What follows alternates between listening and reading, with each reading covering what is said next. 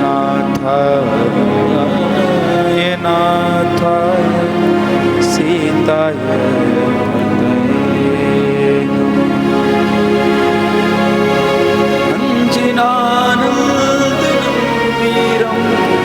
जानकी शोकनाशनं कपीशमक्षहन्तारं वन्दे लङ्काकरं कृष्णाय वासुदेवाय हरये परमात्मने प्रणतक्लेशनाशाय गोविन्दाय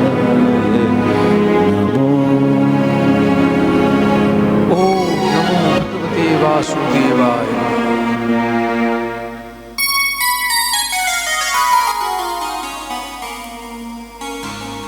बड़े प्रेम से बोलिए श्री वृंदावन बांके बिहारी लाल की। प्रिय भक्तों, इस संसार के अंदर हमें जो भी कुछ प्राप्त हुआ है, कोई भी वस्तु मिली है, वो सब ईश्वरीय कृपा से ही प्राप्त हुआ या पूर्व जन्मों की तपस्या और कड़ी मेहनत का ही फल है, जिसे आप अपने भाग्य का फल भी कह सकते हैं। इसलिए इस मनुष्य को अपने जीवन में कभी भी अहंकार नहीं करना चाहिए भौतिक वस्तुओं पर, धन पर, क्योंकि इस अहंकार के चलते ही रावण जैसे विद्वान का भी नाश हो गया।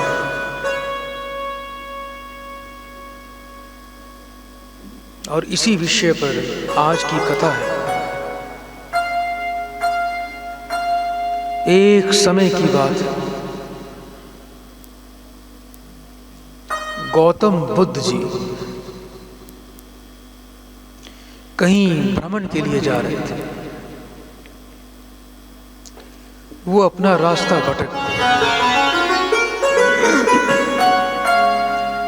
और गलती से वहां एक राजा के राज्य में पहुंच गए। जैसे ही गौतम बुद्ध ने उस राजा के राज्य में प्रवेश किया, बहुत से लोग उसमें से वो गौतम जी को, बुद्ध जी को जानते थे। उन्हें देखकर वो बहुत ही प्रसन्न हुए और गौतम बुद्ध के पास जाकर उन्होंने प्रणाम किया, उनसे आशीर्वाद लिया।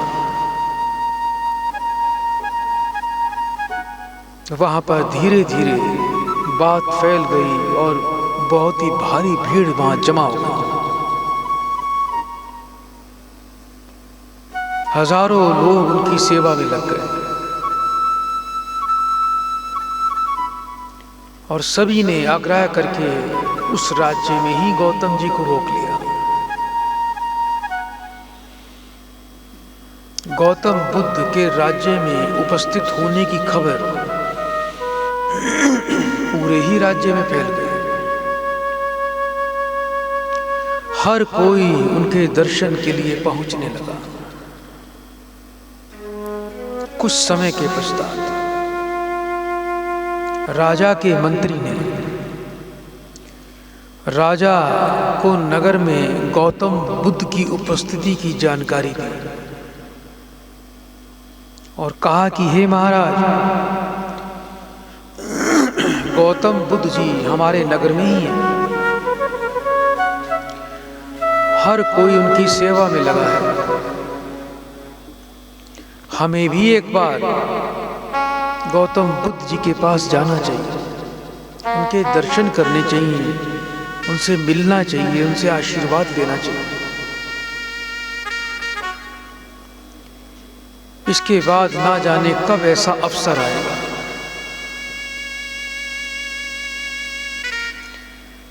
गौतम बुद्ध की सेवा की बात सुनकर राजा क्रोध में आ गया और अपने मंत्री से बोला कि मैं इस राज्य का राजा हूं, और क्या तुम ये चाहते हो कि उस भिक्षुक से मिलने के लिए मैं जाऊं और राज्य की जनता के साथ मिलकर उस भिक्षुक की मैं सेवा करूं? इतना सब कहने की तुम्हारी हिम्मत कैसे हो गई? क्या तुम ये नहीं जानते हो कि इस राज्य का मैं राजा हूं और कितना धनवान हूं?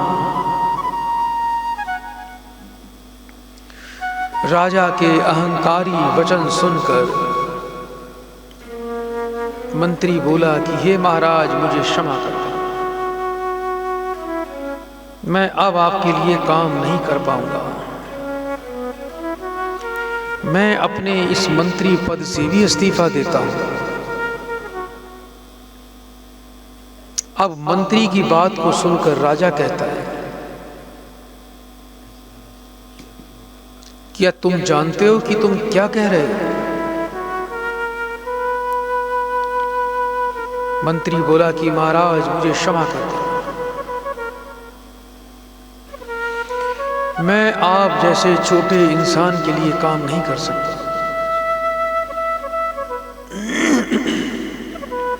जिसे आप भिक्षुक कह रहे हैं, वो भी एक समय बहुत बड़े राजा हुआ करते थे और अपना राजपाट छोड़कर भिक्षुक बने। उन जैसा धनी व्यक्ति तो संसार में कोई दूसरा नहीं हो सकता था।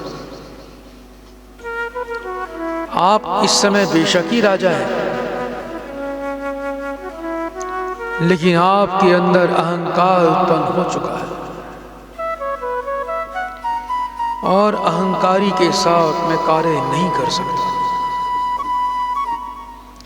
अगर एक घड़ी के लिए भी गौतम बुद्ध की सेवा कर सकूं, मेरा जीवन धन्य हो जाएगा। अपने मंत्री की बात को सुनकर राजा को भी समझ में आ गया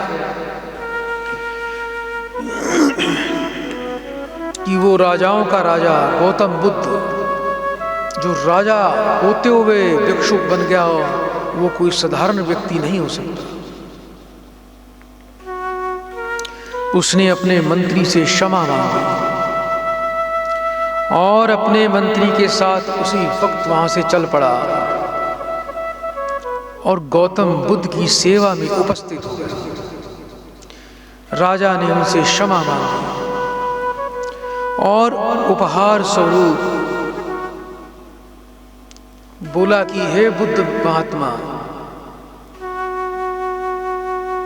मैं राजा का, अपने राज्य का सारा धन आपको अर्पण करना चाहता हूं। बुद्ध बोलते हैं कि हे राजन, राजकोष का जो धन है वो तो प्रजा का है, आप तो मात्र उसके रक्षक हैं। अब राजा बोलता है कि हे महात्मा बुद्ध, मेरा महल, रथ, हाथी, घोड़े सब ले लो, वह तो मेरा है। बुद्ध बोलते हैं कि हे राजन, वह भी प्रजा का है, वो तुम्हारा नहीं। आपको राज करने में कोई असुविधा ना हो,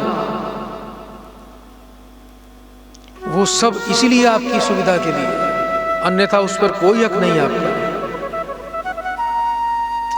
राजा बोलते हैं कि हे महात्मा, यह शरीर तो मेरा है, मैं अपने शरीर को ही आपको अर्पण करता हूं।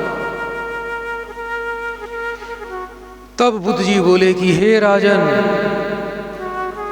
आपके इस शरीर पर भी आपकी पत्नी और बच्चों का हक है, वह भी तुम्हारा नहीं।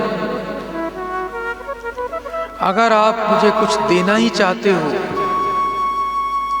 अपना अहंकार मुझे दे दो।